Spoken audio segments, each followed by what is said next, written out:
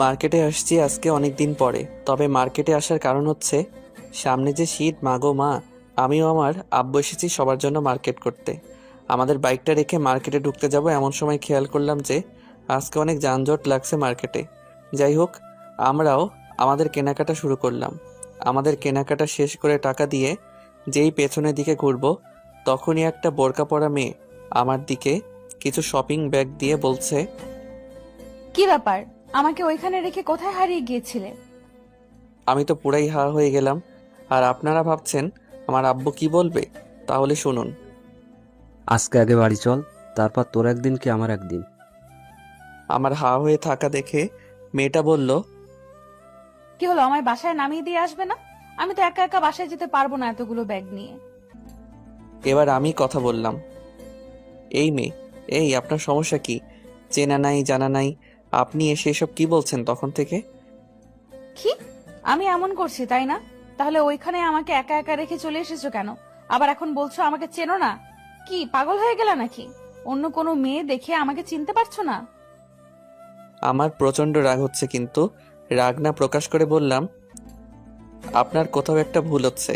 আপনি মনে হয় কারোর সাথে আমাকে গলিয়ে ফেলছেন। দেখুন, আমি আপনাকে চিনি না, আর আমি এখানে আমার আব্বুর সাথে এসেছি। এতক্ষণ আমার আব্বু চুপ করেছিল, কিন্তু এবার কথা বলল। দেখো মা, তোমার সত্যি কোথাও ভুল হচ্ছে, কারণ ও তো এখান থেকে কোথাও যায়নি। আর ও তো কোনো মেয়ের সাথে রিলেশন তো দূরের কথা, কথাও বলে না। ও হলো একটা ভিতর ডিম। এবার আমার প্রেস্টিজের 12টা বাজলো। ও সরি আঙ্কেল, আমার মনে হয় সত্যিই তাহলে কোথাও ভুল হচ্ছে। এইবার তাহলে বুঝতে পেরেছেন? সরি। তারপর মেয়েটি চলে গেল। আমরাও রওনা দিলাম বাড়ির দিকে। আমরা আমাদের বাইকটা নিয়ে বাসায় চলে আসলাম। আমি যত বাড়ির দিকে আসছি তত বেশি ভয় হচ্ছে যে আজ কপালে কি আছে সেটা আল্লাহই ভালো জানেন। আমরা বাড়িতে চলে আসছি। যাক বাবা, আব্বু এখনো কিছু বলেনি। আমি সরাসরি আমার রুমে চলে গেলাম। গিয়ে ফ্রেশ হয়ে এসে ড্রয়িং রুমের দিকে যেতেই দেখি আব্বু আর আম্মু বসে আছে। তারা কি যেন বলাবলি করছে। আমি গিয়ে পাশে বসতেই আম্মু হাসতে হাসতে আমাকে জিজ্ঞেস করলো, কে রে বাবা, ওই মেয়েটা কে ছিল?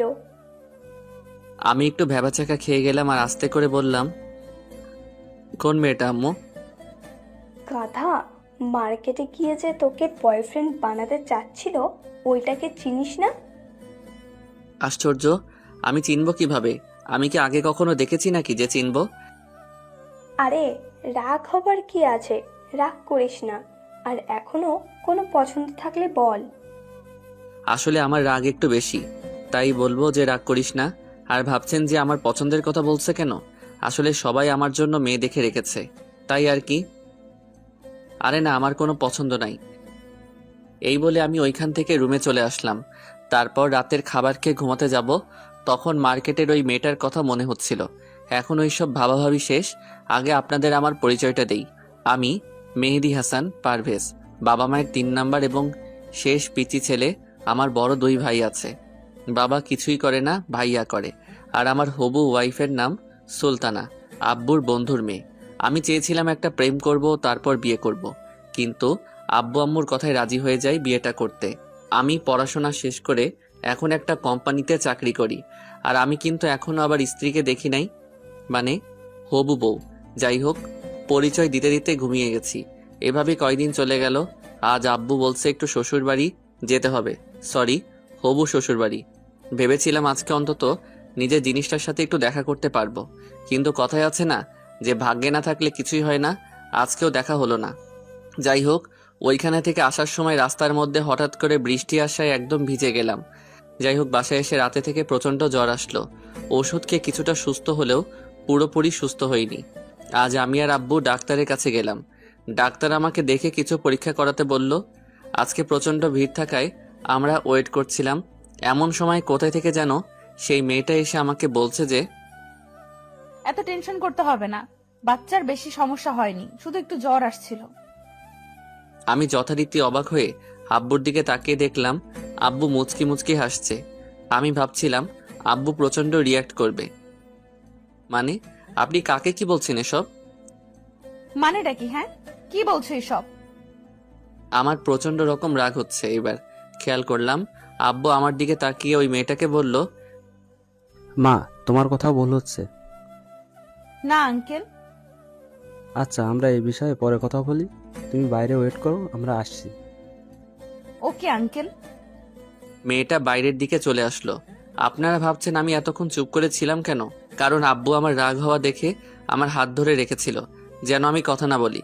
তারপর আমরা এখানকার কাজ করলাম। টেস্টের রেজাল্ট একদিন পরে দিবে, তাই চলে আসলাম। বাইরে এসে দেখি মেয়েটা আর নাই, চলে গেছে। আমি মনে মনে ভাবলাম ভালো হয়েছে। তারপর আমরা বাড়িতে চলে আসলাম। পরদিন গিয়ে আমি রেজাল্ট নিয়ে ডাক্তারকে দেখালে ডাক্তার বলল সব ঠিক আছে। তারপর আমি বাসায় চলে আসলাম।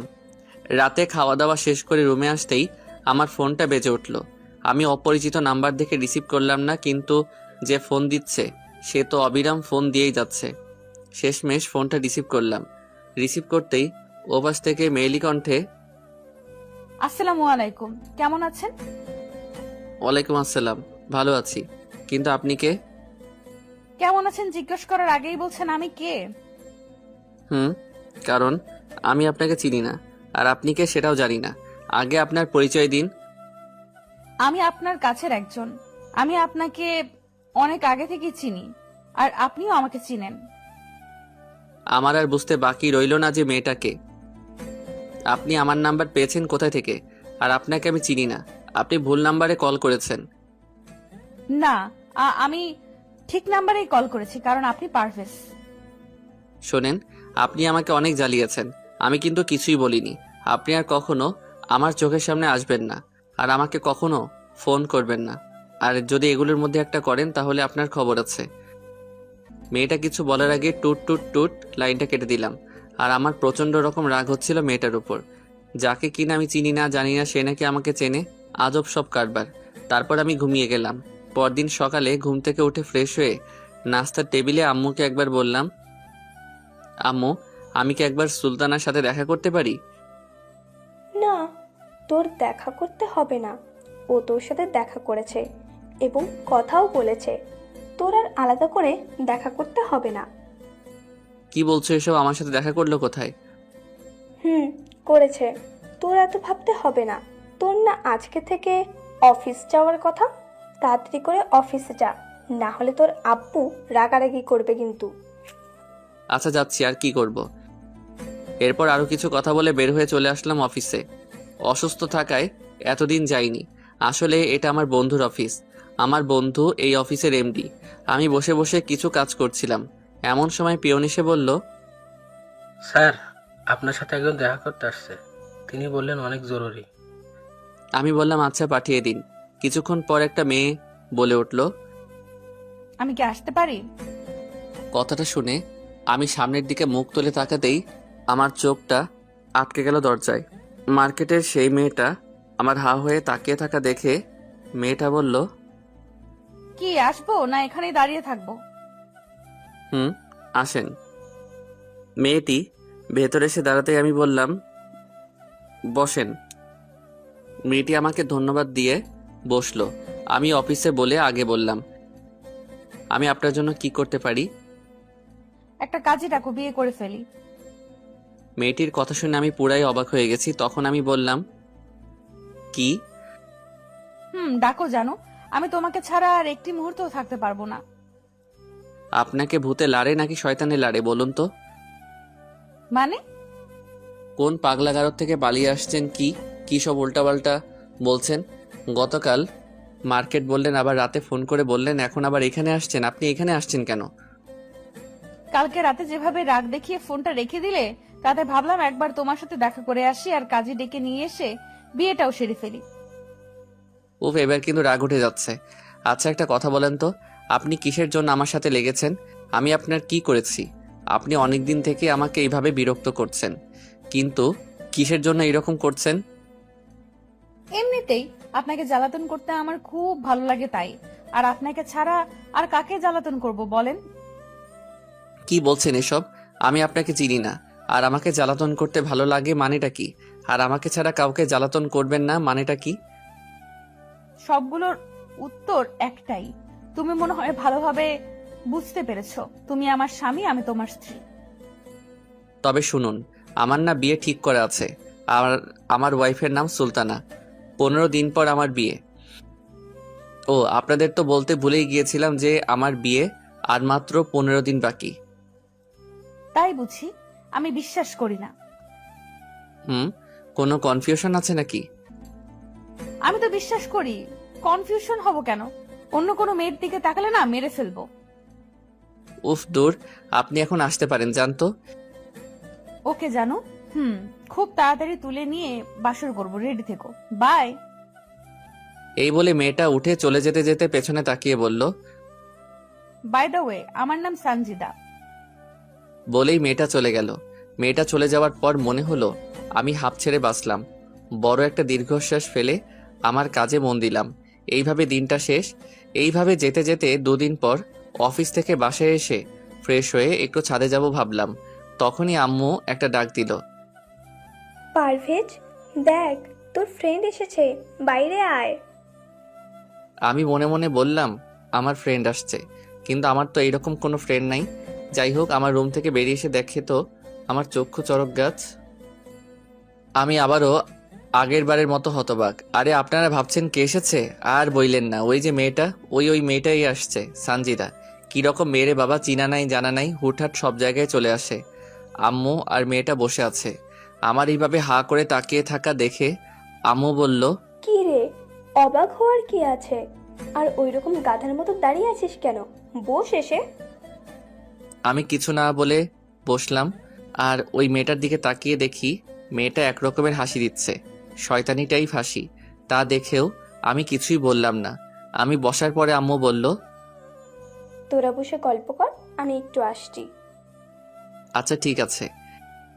এমনিতেই আমার প্রচণ্ড রকম রাগ হচ্ছে যে মেয়েটাকে আমি চিনি না, হুটহাট করে সব জায়গায় চলে আসছে। তারপরও আমি সব কিছুই বুঝিয়ে বলেছি। তারপরও এইরকম কাজ করে কিভাবে? আমার চুপ করে বসে থাকা দেখে মেয়েটা বলল, আমার জানুটা কি ব্যাপার, রেগে আছে মনে হয়? রাগলে না তোমাকে অনেক কিউট লাগে জানো। না, আমি রাখবো কেন? আপনি কি রাগ করার মতো কিছু করেছেন যে আমি রাগ করব? না, আমি জানি আমার জানুর রাগ অনেক। আর তুমি যে এখন প্রচুর রেগে আছো আমি বুঝতেই পারছি। তো যখন বুঝতেই পারছেন, তাহলে আবার বলেন কেন? আর আপনি আমার বাসার ঠিকানা কোথায় পেলেন? আমি যেখানেই পেয়েছি তোমাকে বলবো কেন? আপনাকে বলতেই হবে, বলেন। আর কেন আসছেন? আমার পিছনে কেন পড়ে আছেন? আপনি ঠিকানা পেয়েছেন ঠিক আছে, তো আবার বাসায় এসেছেন কেন? আসতে মন চেয়েছে তাই এসেছি, আরো আসবো।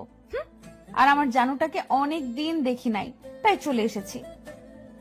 ওরে আল্লাহ রে, আমাকে একটু উপরে উঠাই নাও, তাও মনে হয় আমি ভালো থাকবো। আরে কি বলেন এসব? আর মাত্র কয়েকদিন পর বিয়ে, আর এখন এগুলো কথা বলছো কেন? তো আমি কি করব বলেন? কিছুই করতে হবে না, যাই হোক। তোমার বিয়েতে আমাকে দাওয়াত দিচ্ছ তো নাকি? আপনাকে দাওয়াত দিব আমার বিয়েতে কোনো প্রশ্নই ওঠে না। দাওয়াত দেওয়া লাগবে কেন? আমি তো তোমাকে বিয়ে করব, রোম্যান্স করব। বউকে দাওয়াত দিতে হয় না। দেখো না, বউ নিজে এসে গেছে বিয়ের কথা বলতে। ফাজিল মাইয়া, তোরে বিয়ে করতে ঠেকা পড়ছে।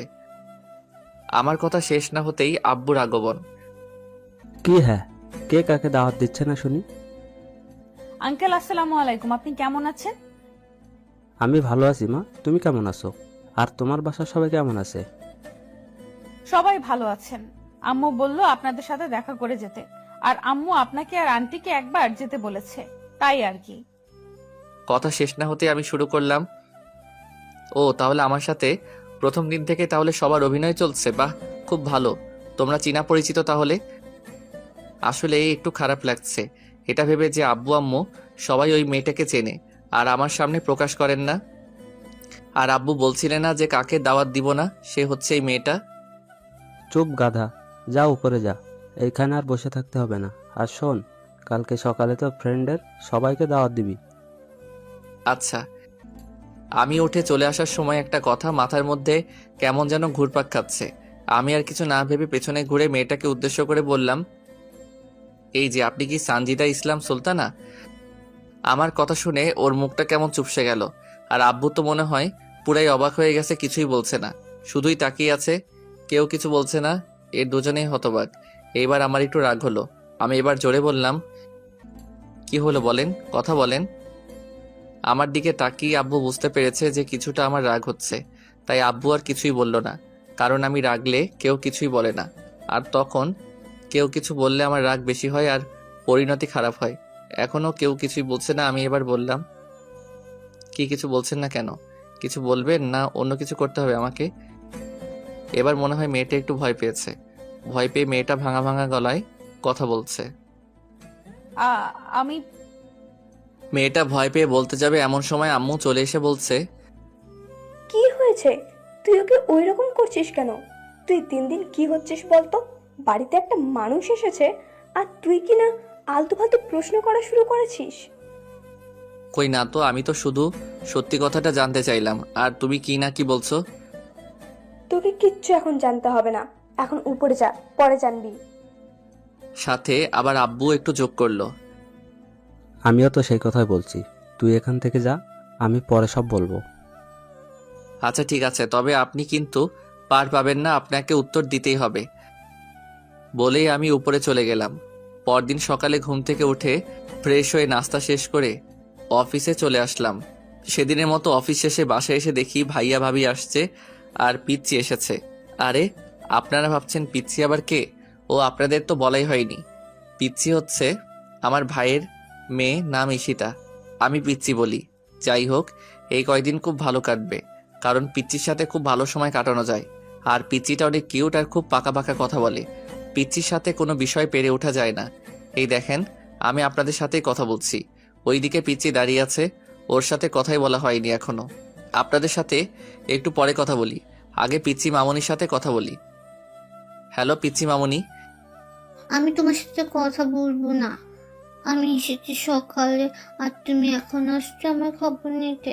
তুমি যাও তুমি বাবার অফিসে। কি আমি বললাম না যে পিচ্চি খুব পাকা পাকা কথা বলে? পিচ্চির কথা শুনে সবাই হাসতে শুরু করেছে। না মামনি, আর এইরকম হবে না। আমার মনে ছিল না, আসলে অফিসে অনেক কাজ তো, তাই কাজের চাপে ফোন করতে পারিনি। তবে কালকে থেকে আর এইরকম হবে না। না, এগুলো বলে হবে না, মিথ্যে কথা বলেছ। সত্যি বলছি মামনি। এখনো অন্যদিকে তাকিয়ে আছে, আমার উপর সত্যি অনেক রাগ করেছে। আর আমিও না, একটিবারও মনে হয়নি যে আজকে ওরা আসবে। এখন দেখি কি করা যায়। মামনি আমি কান ধরছি, প্লিজ মাফ করো মা, আর এমন হবে না। এইবার মনে হয় কাজ হয়েছে। হ্যাঁ সত্যি কাজ হয়েছে। আমার দিকে ঘুরে বলল, না, শুধু কান ধরলে হবে না, কালকে আমাকে তোমার অফিসে নিয়ে যেতে হবে। আর বিকেলে আসার সময় চাচির বাসায় গিয়ে চাচির সাথে দেখা করে নিয়ে আসতে হবে। তোমাকে কালকে অফিস নিয়ে যাব ঠিক আছে, কিন্তু তোমার চাচিটাকে? ওরে বাবা, যে তুমি শুধুই বড় হয়েছো, কিচ্ছু বুঝতে শেখোনি এখনো। তোমাকে আর কত শেখাবো বলো তো? দাদু, তুমি তোমার ছেলেকে কিছু শেখাতে পারোনি, এখনো বোকাই আছে। আমার চাচিকে তুমি বুঝতে পারোনি, আমার চাচি হচ্ছে সুলতানা। পিচ্চির কথাগুলো শুনে সবাই হাসতে শুরু করলো। সবার হাসি দেখে নিজেকে কেমন যেন অসহায় মনে হচ্ছে। আমি একটু লজ্জিত হয়ে বললাম, কিন্তু মামনি, তোমার সুলতানা চাচি তো আর কয়েকদিন পর থেকে আমাদের বাড়িতেই থাকবে। এখন আর দেখতে যেতে হবে না। তার চেয়ে বরং আমরা অন্য কোথাও যেয়ে ঘুরে আসব কালকে অফিস শেষে। না না, আমি সুলতানা চাচিকে দেখবো। না মা, এমন করে না। তোমার চাচির বাসায় গেলে তোমার চাচির আম্মু আমাদেরকে বকবে। তুমি তো জানো না, তোমার চাচির আম্মু অনেক রাগী। এবার মনে হয় পিচ্চি একটু ভয় পেয়েছে। তাহলে এখন তুমি ফ্রেশ হয়ে আসো, তারপর বলবো অন্য কোথায় যাওয়া যায়। আচ্ছা ঠিক আছে, আমি ফ্রেশ হয়ে আসি, তুই ততক্ষণে ভাবতে থাকো। তারপর আমি ভাবি আর ভাইয়া এর সাথে কথা বলে আমার রুমে এসে ফ্রেশ হয়ে নিচে আসলাম। দিনটা না মানে অফিস থেকে আসার পর থেকে সময়টা অনেক ভালো গেল। পরদিন সকালে ঘুম থেকে উঠে ফ্রেশ হয়ে নাস্তা শেষ করে অফিসে যাওয়ার জন্য রেডি হচ্ছিলাম। তখনই পিচ্চি এসে বলছে, আমি রেডি। তোমার এত সময় লাগে কেন? তাড়াতাড়ি করো। আচ্ছা মা, একটু ওয়েট করো, আমি আসছি। তারপর রেডি হয়ে পিচ্চিকে নিয়ে অফিসে চলে আসলাম। সারাটা দিনও অফিসেই ছিল। আমি কাজের ফাঁকে ফাঁকে একটু করে গল্প করছিলাম পিচ্চির সাথে। অফিস শেষে পিচ্চি আমাকে বলছে, চাচা, আমরা আজকে কোথাও যাব না, আমরা বাড়িতে যাব। আমরা আসছি। আস্তে আস্তে হঠাৎ করে পিচ্চি বলতে শুরু করলো, চাচ্চু, তুমি চাচি আমার সাথে কথা বলো নাই? না মামনি, তোমার দাদু দেখা করতে দেয়নি। ও, তোমার অনেক কষ্ট হয়েছে তাই না? কেন, কিসের কষ্ট হবে মামনি? ওই যে চাচির সাথে দেখা করতে দেয়নি দাদু ভাই, তাই? বলেই খিলখিল করে হাসতে শুরু করেছে। ও এতক্ষণ তাহলে মজা করা হচ্ছিল, তাই না? আমি কথা শেষ না করতে পিচ্চি বলল, চাচ্চু, গাড়ি থামো তাড়াতাড়ি। কেন মামনি, কি হয়েছে? আমি গাড়ি থামাতেই ও আমাকে হাত ইশারায় দেখিয়ে দিল। বিষয়টা দেখে আমার প্রচন্ড রাগ হচ্ছে নিজের উপর, আবার বখাটেগুলোর উপর।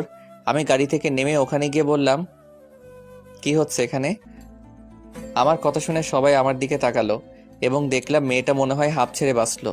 ও, আপনাদের তো ঠিক মতো বলাই হয়নি কি হয়েছে এখানে।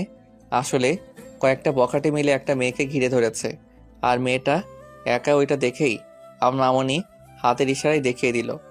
আপনাদের বলেছিলাম না আমার মামনি অনেক বুদ্ধিমতী। যাই হোক, আমাকে দেখে বখাটেদের একজন বলল, ওই তোরা চল। তারপর ওরা এখানে থেকে চলে গেল। আর আপনারা ভাবছেন ওরা আমাকে দেখে চলে গেল কেন? আসলে আমাদের এখানে আমার আব্বুর প্রতিপত্তি অনেক বেশি, আর বখাটেরা আমাকে ভালো করেই চেনে, আর ওরা জানে আমি কেমন।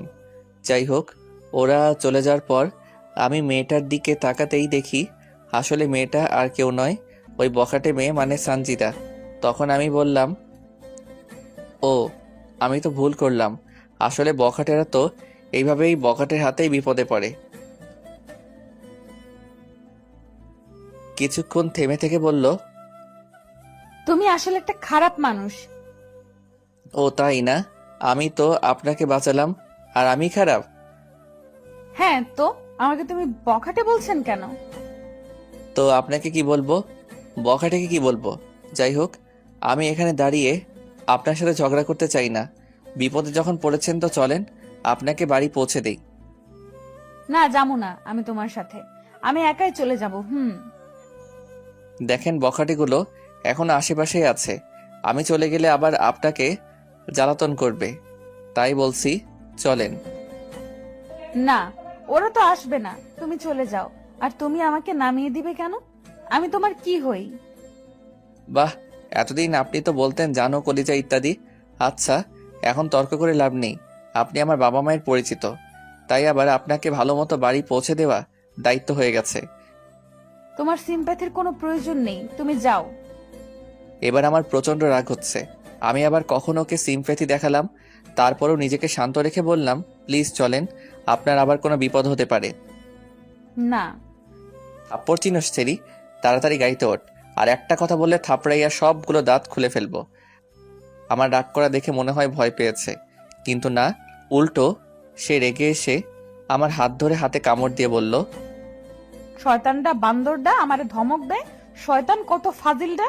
তোমারে একা পাই দেখো, রেপিং ধর্ষণ সব করবো। নাউজুবিল্লাহ, বলে কি? আর আপনি আমার হাতে কামড় দিলেন কেন? মন চাইছে দিছি, আরো দিমু। এখন চুপচাপ গিয়ে গাড়ি চালাও। তারপর সানজিতা গিয়ে গাড়িতে উঠে বসলো। বুঝলাম না ওই মাইয়া হঠাৎ উল্টে গেল কেন। যাই হোক, আমিও আর না ভেবে আমিও গাড়িতে উঠে চলা শুরু করলাম। এমন সময় মামনি বলছে, চাচ্চু, এই আন্টিটা কে? আমার মাথায় একটা বুদ্ধি আসলো।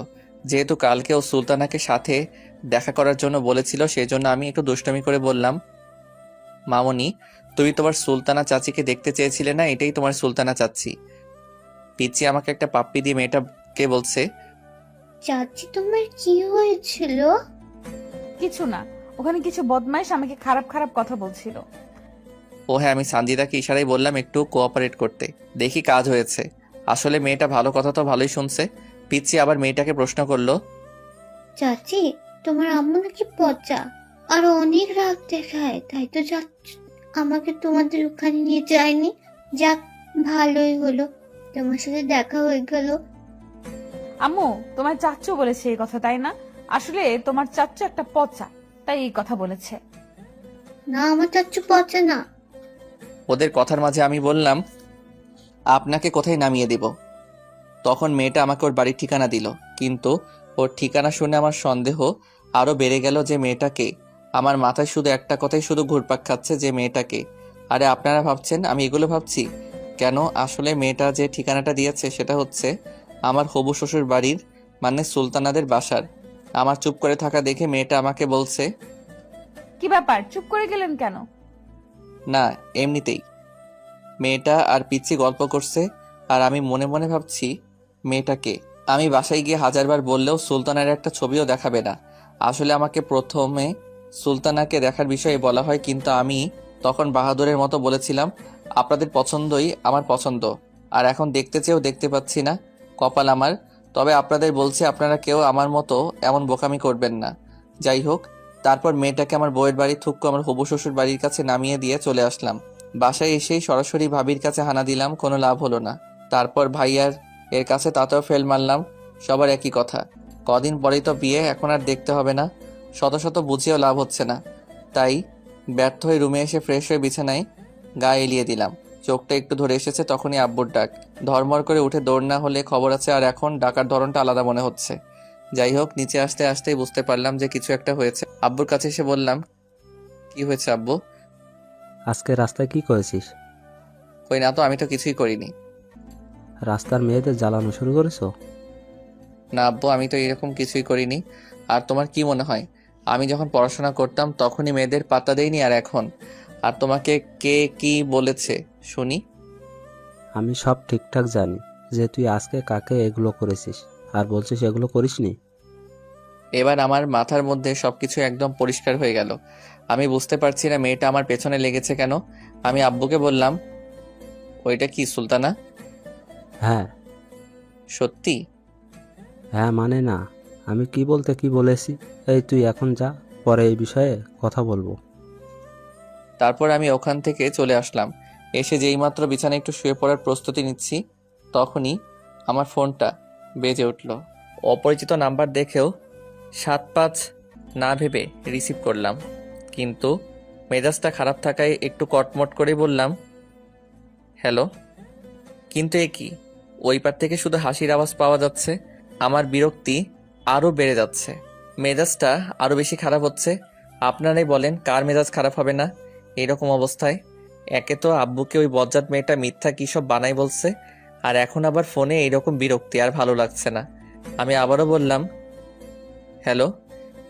কিন্তু একই কাহিনী, এবারও শুধুই হাসির শব্দ। আমি এইবার আর চুপ থাকতে পারলাম না। ওই বজ্জাত মেয়ে, তুই কি পাইছিস রে? যেদিন থেকে আমার পেছনে ঘোরা শুরু করছিস সেদিন থেকেই প্রায় সময় আমার জন্য একটা না একটা বাস তৈরি হয়ে থাকে। আমি কি দোষ করেছি? দয়া করে এবার আমার একটু রেহাই দেবন। এক নিঃশ্বাসে কথাগুলো শেষ করেছি আমি। এবার উত্তর পেলাম, এই তো জানানো মাত্র শুরু, জানো, এখনো তো সারা জীবন পড়েই আছে। এখনই এই অবস্থা? আর হ্যাঁ, আমি তোমার বোন না, সানজিদা, তোমার জানুটা। আপনি আমার যাই হন না কেন আগে বলেন, আমার আব্বুর কাছে কি বলেছেন? কই না তো, আমি তো কিছুই বলিনি তো জানো। দেখেন মেজাজটা এখন খুবই খারাপ আছে। প্লিজ আর এখন এমন কিছু করতে বাধ্য করবেন না যে পরে আপনাকে এর জের টানতে হয়। ওই, আমাকে ভয় দেখাও? হ্যাঁ, আমি আর তোমাকে ভয় পাই না। এখন আমি বুঝে গেছি তোমাকে কিভাবে শাস্তি পাওয়াতে হয়। একটু শান্ত হয়ে বললাম, দেখেন আপনি দয়া করে বলুন আমি আপনার কি ক্ষতি করেছি যার জন্য আমাকে এর মাসুল দিতে হচ্ছে? আর আমার বিয়ে ঠিক করে রাখা। আপনি প্লিজ আমার পিছু ছাড়েন। ওই চুপ। আর হ্যাঁ, কই, তখন মনে ছিল না যে আমি একটা মেয়েকে থাপ্পড় দিতে যাচ্ছি? কোন সাহসে? ও, তাহলে এই কারণে আমার নামে বিচার এসেছে, আর আমি যে আপনাকে ওদের হাত থেকে বাঁচালাম এটার কি? তো কি হয়েছে, বাঁচিয়েছো ভালো কথা। আমাকে তো রাগ না দেখালেও পারতে। হুম, একটু আদর ভালোবাসা দিতে। না, তখন আমার উচিত ছিল সিনেমার নায়কদের মতো আপনাকেও কোলে তুলে নিয়ে আমার গাড়িতে বসানো, তাই না বজ্জাত মেয়ে? একটু না হলে করতে, কি হতো একটু কোলে তুলে নিলে? সরি, মাফ করবেন। আমি যেন আপনাকে আর আমার চোখের সামনে না দেখি বলেই ফোনটা কেটে দিলাম। আসলে মেয়েটার কথা শুনে আমার রাগ আরো বেশি হচ্ছিল। আর ভালো লাগছিল না, তাই লাইনটা কেটে দিলাম। যাই হোক, তারপর থেকে আর কোনো সমস্যা করেনি মেয়েটা। এইভাবেই চলতে চলতে বিয়ের দিন চলে আসলো। আজকে গায়ে হলুদের দিন। সন্ধ্যার পর ভাবি এসে আমাকে ভাবির ফোনটা দিয়ে বলছে, নে ধর, ওই মেয়েটা কথা বলবে। না, আমি ধরতে পারবো না। আপনারা ভাবছেন ভাবির কাছে কেন ফোন করেছে? আসলে ও আমার কাছে ফোন করেছে, কিন্তু আমি রিসিভ করিনি। আর ভাবতে পারেন ভাবির ফোন নাম্বার কই থেকে পেলো, সে নিয়েছে। তুই ফোনটা ধরবি না, আমি আব্বুকে ডাকবো। আসলে আমি আব্বুকে ভয় পাই। আর আমার বাসার সবার কাছ দেখে মনে হচ্ছে আমার বিয়ে সুলতানার সাথে না, মেয়েটার সাথেই হচ্ছে। যাই হোক, আমি ফোনটা ধরলাম। আমি কোনো কথা বলছি না দেখে ফোনের ওই পাশ থেকে আওয়াজ আসলো। কেমন আছেন? ভালো তো থাকতে দিলেন না, আবার জিজ্ঞেস করছেন কেমন আছি। তাই বুঝি। আচ্ছা ঠিক আছে, তোমাকে কথা দিলাম আজকের পর থেকে আর জ্বালাতন করব না ফোন করে। সত্যি? সত্যি। তবে ভালো থাকবেন। আপনি আপনার রাস্তা দেখেন, আর আমারটা দেখি। ওকে, ভালো থাকবেন, বাই। আমি ওকে বাই বলতে যাব, তার আগেই লাইনটা কেটে দিল। বুঝলাম না। যাই হোক, আজকে আমার বিয়ে, অনেকটা টেনশনে আছি। বোঝেনি তো আপনারা, নতুন বিয়ে করছি। না মানে বিয়ে করছি নতুন, তাই আর কি। সারাটা দিন কেটে গেল, বিয়ের সব কাজ শেষ। নতুন বউ নিয়ে বাসায় চলে আসলাম, কিন্তু আমার পোড়া কপাল, কখনো বউয়ের মুখখানা দেখি নাই। শুধু শুনলাম যে আমার বউ নাকি সুন্দর। আর একটা আশ্চর্য বিষয় হচ্ছে, আমি সেদিন মেয়েটাকে এখানেই নামিয়ে দিয়ে গিয়েছিলাম, বাট আজকে তো একবারও দেখলাম না মেয়েটাকে। আজকে অনেক খারাপ লাগছে এটা ভেবে যে অনেক খারাপ ব্যবহার করেছি মেয়েটার সাথে। এরপর ফোন করে সরি বলে দেব। বাড়িতে আসার পরে সবাই নতুন বউ নিয়েই ব্যস্ত, আমার দিকে কারো কোনো খেয়াল নেই। আসলে নতুন বউ বাড়িতে নিয়ে আসতে আমার যে একটা অবদান আছে সেটা কেউ মনে হয় জানেই না। আমার অবস্থা এখন ডাস্টবিনে ফেলে আসা খাবারের মতো, কেউ একবার তাকেও দেখছে না আমার দিকে। আমার এই অবস্থা দেখে ভাই আমার কাছে এসে বলছে, কি ব্যাপার ভাই, কষ্টে আসত মনে হয়। আমি বললাম, কি যে বলেন না ভাই, কষ্টে থাকবো কেন। এরপর আরো কিছু কথা হলো ভাইয়ার সাথে। ও, আপনারা শুনবেন না? আমার বলতে লজ্জা লাগছে। বোঝেন তো, প্রথম বিশ্বযুদ্ধ। না মানে নতুন বিয়ে করেছি, তাও শুনবেন? আচ্ছা শুনেন।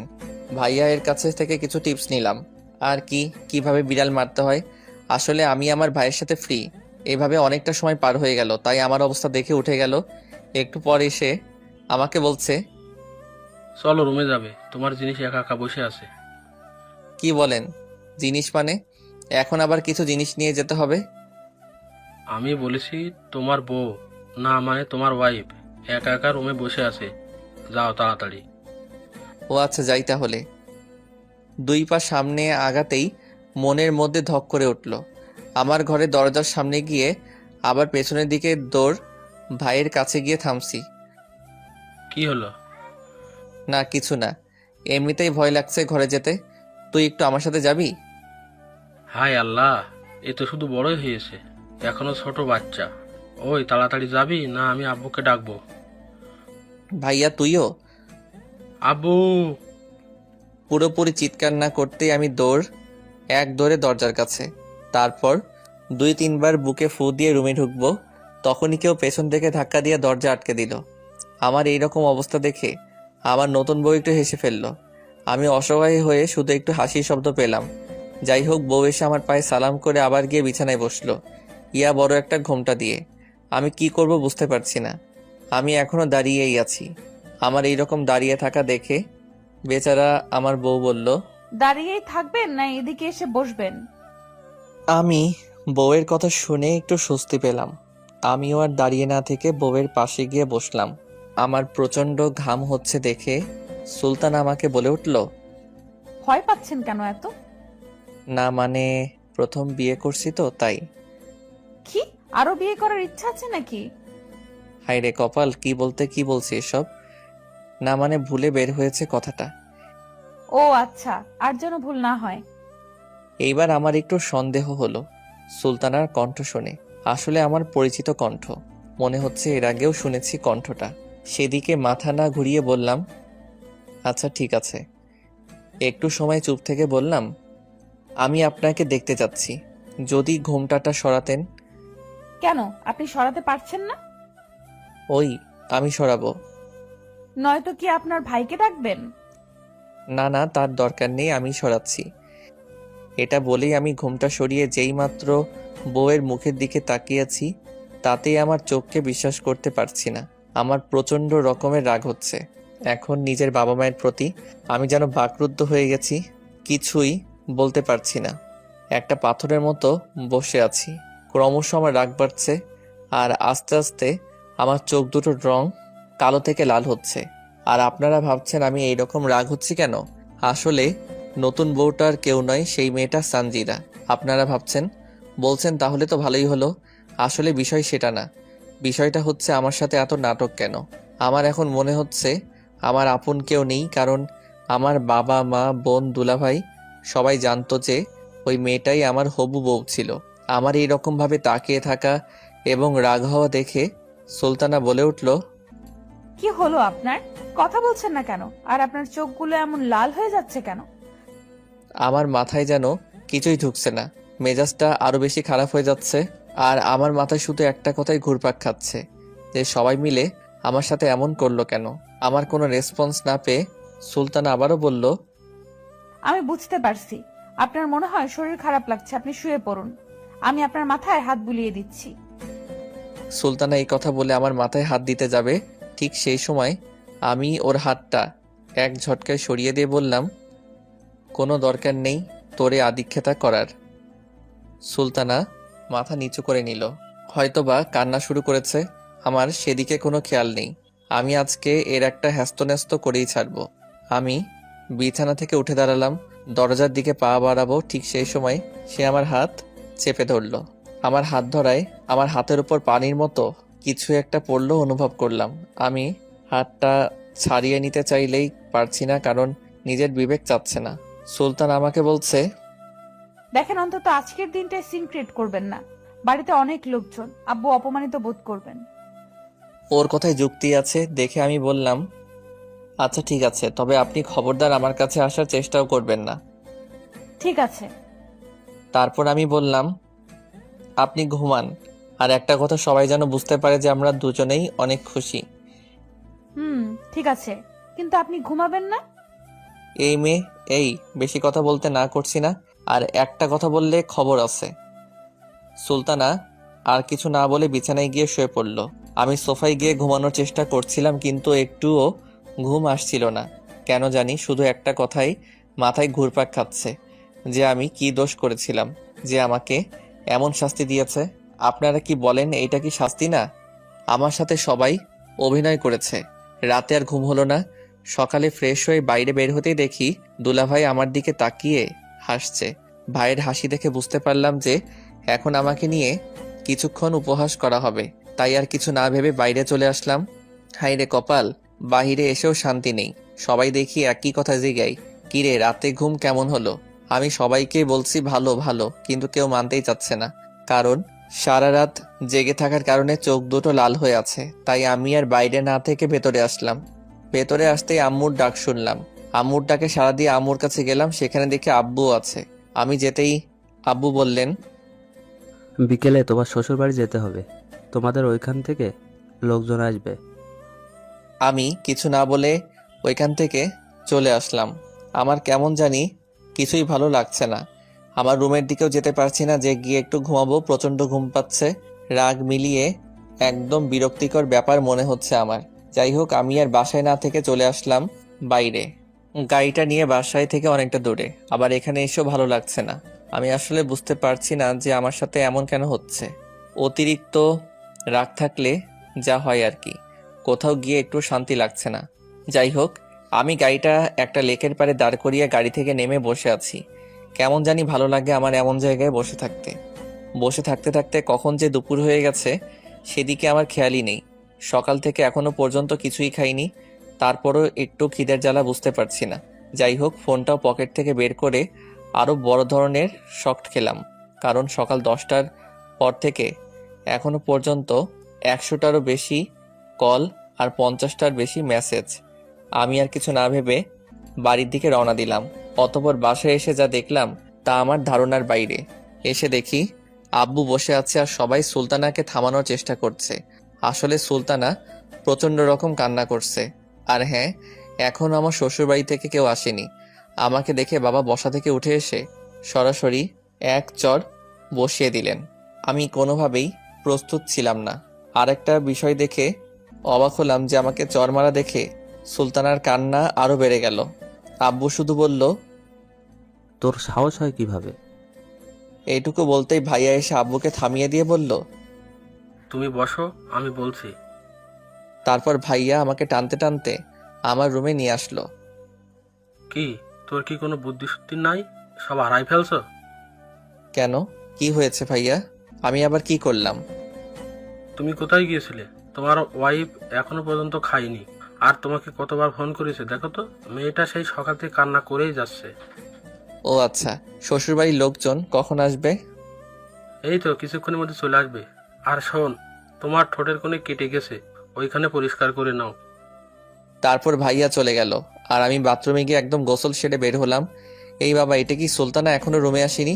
আমি দরজার সামনে গিয়ে দেখি এখনো নিচে বসে কাঁদছে। আর ভাবি আম্মু কিছুতেই ওর কান্না থামাতে পারছে না।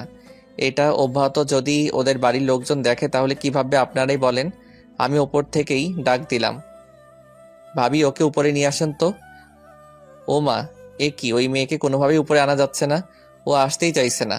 আমি এটা দেখে একটা প্রস্তুতি নিলাম। আমি রুমে গিয়ে একটা টি শার্ট পরে সরাসরি নিচে এসে ওর সামনে দাঁড়ালাম, কিন্তু মেয়েটা এখনো কেঁদেই চলেছে। আমি ভাবিকে বললাম উপরে যেন খাবারটা দিয়ে দেয়, আর ইশারায় বললাম আম্মুকে এখান থেকে নিয়ে যেতে। আসলে তখন সেখানে শুধু ভাবি আর আম্মুই ছিল। তারপর ভাবি আম্মুকে নিয়ে চলে গেল আর আমি কি ভাবছেন? আমি সুলতানাকে একদম কোলে তুলে নিয়ে উপরে চলে আসলাম। কোলে তুলে নিতেই ও পুরোপুরি অবাক হয়ে গেছে আর কান্নাও থেমে গেছে। রুমে ওকে নিয়ে আসতে আসতে ভাবলাম সুলতানাকে একটু হাসাতে হবে, তাহলে পরে সমস্যা হতে পারে, কারণ কোনো মানুষ অনেক কান্নাকাটি করতে করতে সেন্সলেস হয়ে পড়ে। এখন ভয় একটাই।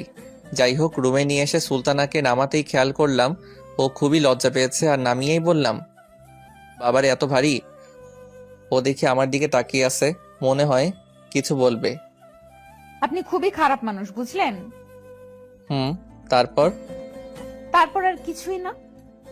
বলে ও উঠে আমার দিকে এগিয়ে আসছে। ওর চোখের চাহনিগুলো অন্যরকম দেখাচ্ছে। ও আস্তে আস্তে আমার দিকে এগিয়ে আসছে আর আমি কিছু বুঝতে পারছি না কি করব। ও এগিয়ে আসছে, এবার আমি পিছাচ্ছি। ও এগিয়ে আসছে আর আমি পিছিয়ে যাচ্ছি।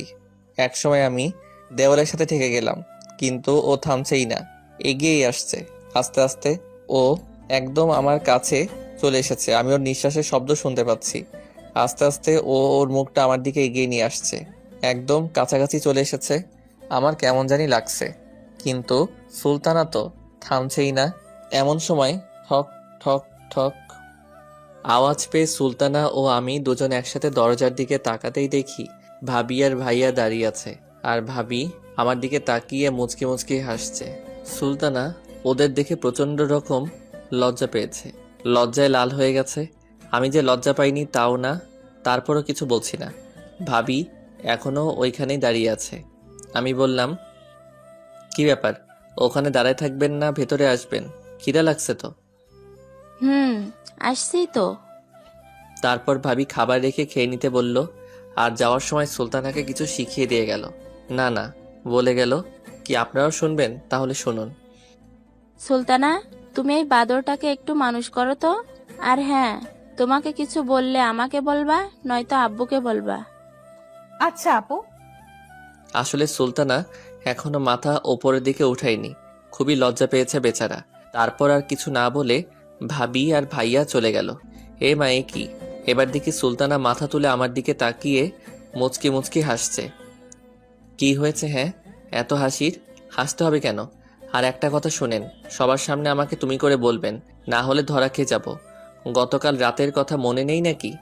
আর সবাই যদি জানতে পারে তাহলে মন খারাপ করবে। আর হ্যাঁ, এখন যেমন শুরু করেছিলেন আর যেন না হয়। ওই ওই চুপ, বেশি কথা বললে না আমি তোমাকে সব সময় তুমি করে বলবো, কারণ আমার তো অধিকার আছে, তাই না? আর হ্যাঁ, এখন যা করতে পারলাম না তা তো অবশ্যই করব, কারণ আমি এখন তোমার বিয়ে করা বউ। গতকাল রাতে কিছুই করি নাই, তুমি রেগেছিলে বলে। বিয়ে করাবো, কিন্তু আপনি বিয়ের আগেই সে অধিকার হারানোর কাজ করেছেন। অবশ্যই আপনি আমার বিয়ে করা হালাল বউ, আপনার সব দায়িত্ব আমার, কিন্তু আমি আপনাকে মানতে পারছি না। তাহলে আমি কি করব বলো?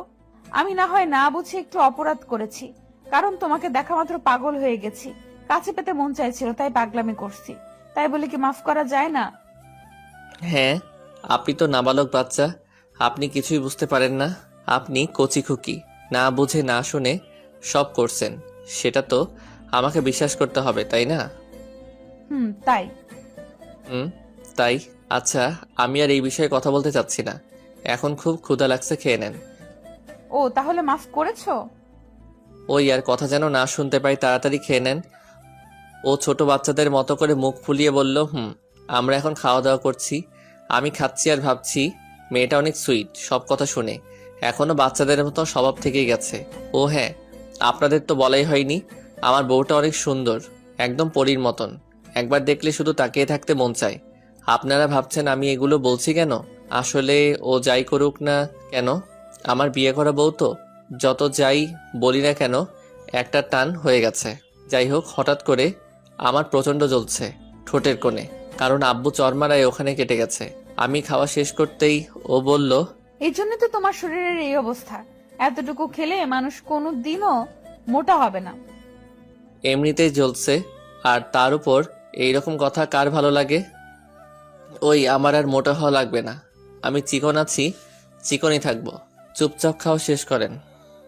তারপর ও চুপচাপ খাওয়া শেষ করে প্লেটগুলো নিচে রেখে আসতে গেল, আর আমি বিছানায় গা এলিয়ে দিলাম। একটু পরে দেখি মামনি আসছে। আরে ভুলে গেছেন আমার ভাতিজি, ও এসে সরাসরি আমার বুকের উপর শুয়ে পড়ল। আসলে ও এইরকমই করে, যদি দেখে আমি শুয়ে আছি তখনই আমার বুকের উপর শুয়ে পড়বে। তারপর আমি বললাম, মামনি, তোমার নতুন চাচি তোমাকে আদর করেনি? করেছে। নতুন চাচি কই? এটা তো সেদিনের বাইকে করে দিয়েছে চাচি। অনেক আদর করেছে, তোমার চাইতে বেশি। তাই না? এখন আর কি আমাকে মনে থাকবে? এখন তো তুমি তোমার আদরের চাচি পেয়েছো। পেয়েছি তো, কি হয়েছে? আচ্ছা মামনি, তুমি আজকে আমার সাথে চলো তোমার চাচির আম্মুর বাড়ি। আমার কথা শুনে ও উঠে বসে কেমন করে যেন আমার দিকে তাকিয়ে আছে। আমি বললাম, কি মামনি, কি হলো? না কিছু না, কিন্তু আমি যাব না। কিন্তু কেন? তুমি জানো না, চাচির আম্মু পচা। আমি যাব না বাবা, তুমি যাও। বলেই দৌড়। হাই রে কপাল, সেদিন যদি না বলতাম কথাটা তাহলে আজকে ভালো হতো। আসলে মিথ্যা বললে বিপদে পড়তেই হয়। আপনারা ভাবছেন আমি এমন করছি কেন? আসলে আমার কেমন যেন লাগছে ওদের ওখানে একা একা যেতে। যাই হোক, দৌড় দিলাম ভাইয়া এর কাছে, গিয়ে বললাম, ভাইয়া আমাকে নাকি শ্বশুরবাড়ি যেতে হবে, তো আমাকে কি একাই যেতে হবে নাকি? আরে না, একা যাবে কেন? তুমি আর সুলতানা যাবে। আমি কি আপনার সাথে মজা করছি বলেন ভাই?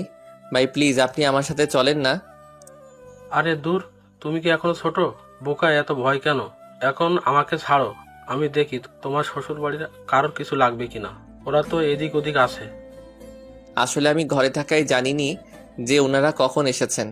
এরপর আমি ভাবি কাছে আসলাম, কিন্তু কোনো লাভ হলো না। তারপর ব্যর্থ হয়ে রুমে আসলাম।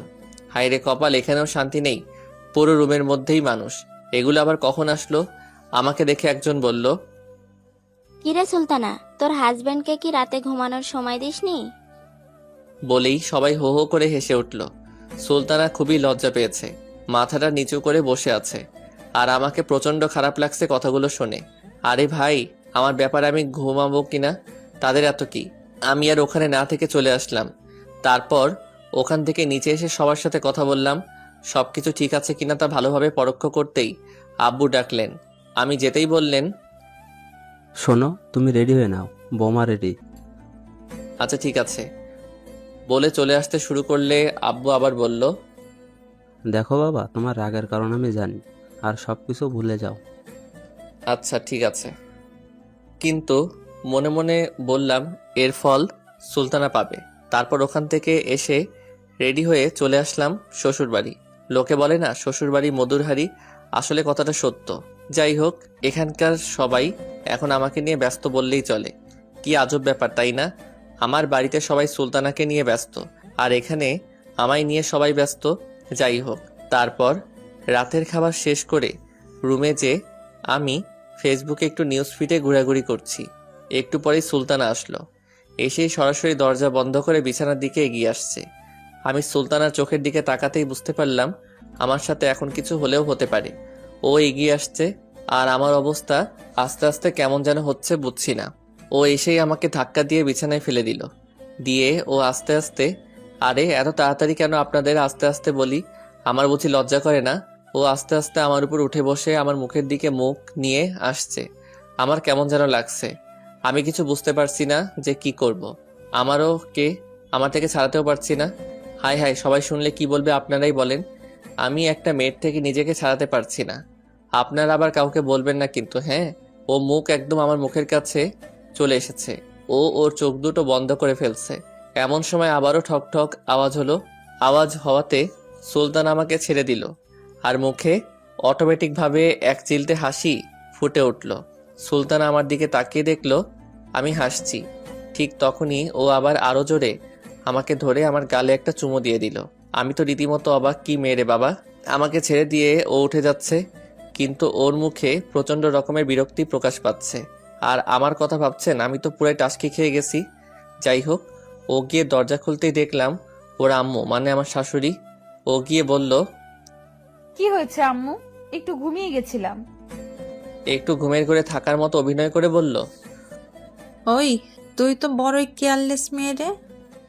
কেন, আমি আবার কি করলাম? হ্যাঁ, দেখ তো, জামাই ওর ঠোঁটের ওখানে কেটে গেছে, তুই এই মলমটা এনে রেখে দিয়েছিস কেন? এটা ওখানে লাগাতে হবে না? সুলতানা কিছু বলতে যাবে তার আগে আমি বললাম, না আন্টি, আসলে ও নিয়ে এসেছিল, কিন্তু আমি দিতে চাইনি, সেজন্য আবার রেখে এসেছে।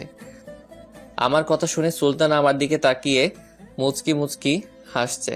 আমার শাশুড়ি বলছে, ও আচ্ছা, ঠিক আছে, তোমরা তাহলে ঘুমাও, কিন্তু এটা দিলে একটু তাড়াতাড়ি সেরে যেত। আচ্ছা দিন, আমি লাগিয়ে নিবনি। তারপর আমার শাশুড়ি ওইটা দিয়ে চলে গেল। তারপর সুলতানা ওইটা হাতে করে আমার কাছে এসে বলল, বাহ, খুব ভালো মিথ্যা বলতে পারো তো তুমি। আপনাকেই তো বাঁচালাম, না হলে আপনাকে তো আপনার আম্মু, না মানে আমার শাশুড়ি অনেক বকা দিত। সেটা বুঝতে পেরেই তো আমি ওইটা বললাম। ও তাই বুঝি। তা এখন এটা লাগিয়ে নাও, তাহলে এটা তাড়াতাড়ি ভালো হয়ে যাবে। কোনো দরকার নেই, ওইটা লাগাতে হবে না, ওটা এমনিতেই ভালো হয়ে যাবে। সুলতানা আর জোর করলো না আর বলল, এখন শুয়ে পড়ো, অনেক রাত হলো। কি আপনি ঘুমাবেন না? না কোথাও যাবেন আমি ঘুমানোর পরে? হ্যাঁ, যাবো তো আমার বয়ফ্রেন্ডের সাথে দেখা করতে। কালকে তো আপনার বাড়িতে ছিলাম, তাই যেতে পারিনি। কি? হুম, কোথায় আপনার বয়ফ্রেন্ড? আমিও যাব দেখা করতে, চলেন। আপনাকে যেতে হবে না, আর আপনার লজ্জা লাগবে না। আপনি দাঁড়িয়ে দাঁড়িয়ে দেখবেন আমরা কি করব। এবার আমার একটু রাগ হচ্ছে। আচ্ছা ঠিক আছে, আপনি যান, তবে আগেই বলতে পারতেন যে আপনার এমন কেউ আছে। তাহলে কি করতেন? তাহলে আপনাকে বিয়ে করতাম না। কি? তুই আমারে বিয়ে করতি না তো কাকে বিয়ে করতি বল? আমার কলার ধরে ঝাঁকাতে ঝাঁকাতে বলল। এবার আমি রীতিমতো অবাক আর নির্বাক দুটাই। এখন আমি বুঝতে পারছি কেন ও বিয়ের আগে আমাকে এভাবে জ্বালিয়েছে। ওই কলারটা তো ছাড়েন। আর আপনি বললেন বলেই তো বললাম। তুমি বুঝতে পারছো না কেন? আমি তো বলেছি তাই না, যে আমার ভুল হয়ে গেছে, সরি সরি, কিন্তু তুমি বুঝতেই চাইছো না। তো আমি কি বলবো বলো? হাই হাই, এটা আমি কি দেখছি? সুলতানা কান্না করে দিছে, কিন্তু আমার কলার এখনো ছাড়িনি। আমি কি করব বুঝতে পারছি না। আসলে আমার যে ওকে ভালো লাগে না তাও না, কিন্তু দূর কিসের কিন্তু, যাই করুক না কেন সব তো আমার সাথেই করেছে। আর বউটা তো আমার, তাই না? আমি ওর চোখের পানিগুলো মুছে দিলাম আর বললাম, এত কষ্ট পাওয়ার কি আছে? আমি তো অভিনয় করছিলাম, আপনি যেমন করেছেন তেমন। সুলতানা আর কিছু বলল না, আমার কলার ছেড়ে এখন আমায় ধরেছে। আমি এবারও অবাক, কারণ এইরকম পরিস্থিতিতে আমি প্রথম। আমার এইরকম দেখে সুলতানা বলল, একটু জড়িয়ে ধরতেও পারেন না নাকি? হ্যাঁ, হুম। আমি হুম বলতেই ও আরো বেশি শক্ত করে জড়িয়ে ধরল। আমার মনে হচ্ছে ছোট বাচ্চা ভয় পেয়েছে। যাই হোক, আমারও যখন ধরেছে সেহেতু আমিও ধরলাম। হাই হাই, আপনারা সবাই শুনে ফেলেছেন? কি লজ্জা, কি লজ্জা। তবে ডোন্ট মাইন্ড, হ্যাঁ? আপনারা আবার কাউকে বলবেন না কিন্তু। তখনই সুলতানা বলল, চলো এখন আদর করবে। বাসরাতে কিছু করনি, কি করব? হুম। রোম্যান্স করব। বলে সুলতানা ধাক্কা দিয়ে আমায় খাটে শুয়ে দিল আর আমার বুকের উপর বসে শাড়ির আঁচলটা ফেলে আমার উপর ঝাঁপিয়ে পড়ল। আর বলা যাবে না কি হয়েছে, লজ্জা লাগে। যাই হোক, পরদিন সকালে ঘুম থেকে উঠে ফ্রেশ হয়ে নাস্তা করে একটু ঘুরতে বের হলাম একা একাই। তারপর দুপুরের পর খাওয়া দাওয়া শেষ করে বিকেলে আমরা বাসায় আমাদের বাসায় চলে আসলাম। ও আপনারা আবার শুনবেন কালকে রাতের সব কথা? হাই হাই, কি বলবো বলেন? লজ্জা লাগছে। লজ্জা লাগছিল। বিয়ে করেন তারপর বুঝতে পারবেন। যাই হোক, বাসায় এসে রাতের খাবার শেষ করে সবার সাথে গল্প করে তারপর আর কি রুমে গেলাম। গিয়ে দেখি বউটা আমার মুখটা ফুলিয়ে বসে আছে, সেই বাসর রাতে যেভাবে বসেছিল সেইভাবে। আমি রুমে যেতেই এসে আমার পায়ে সালাম করলো, কিন্তু আমি অবাক হয়ে জিজ্ঞেস করলাম, কি ব্যাপার, আজকে তো বাসর না? ও কি বলল জানেন?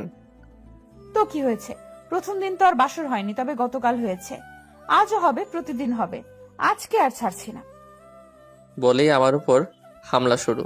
এখানে থেকে শুরু হলো পারভেজ আর সুলতানার এর দুষ্টু মিষ্টি প্রেমের সংসার। সবাই দোয়া করবেন 10-12টা গুড়াগাড়া যেন হয়, ফুটবল খেলার টিম তৈরি করতে যেন পারি।